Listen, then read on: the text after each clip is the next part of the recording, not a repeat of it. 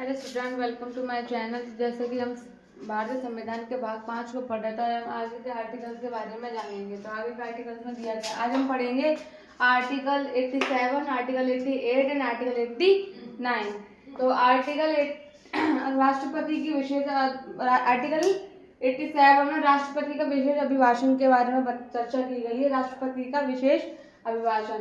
राष्ट्रपति लोकसभा के प्रत्येक आम चुनाव के बाद व पहले सत्र की शुरुआत में ही, प्रत्येक वर्ष की शुरुआत में ही संसद के दोनों सदनों एक साथ संबोधित करते हैं। प्रत्येक चुनाव के बाद और या प्रथम वर्ष में जो भी कुछ है, दोनों सदनों क्या करते हैं, ये संबोधित करते हैं। आर्टिकल 88 में दिया गया सदनों के संबंध में मंत्रियों और महान्यायवादी के अधिकार। मंत्री और महान्यायवादी के अधिकारों की चर्चा की गई है इसमें।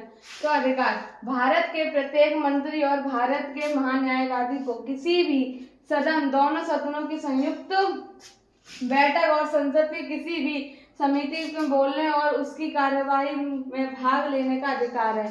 संसद के दोनों को, मंत्रियों को और महान्यायवादी को जो है इन कार्यवाहियों में क्या लेने का अधिकार है, भाग लेने का अधिकार है। किसमें?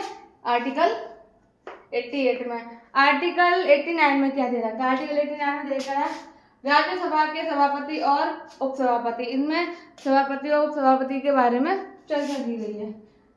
सभापति के बताते हैं। सभापति, भारत का एक उपराष्ट्रपति राज्यसभा का पदेन सभापति होता है। भारत का जो उपराष्ट्रपति होता है वो राज्यसभा क्या होता है, पदेन सभापति होता है। कौन होता है?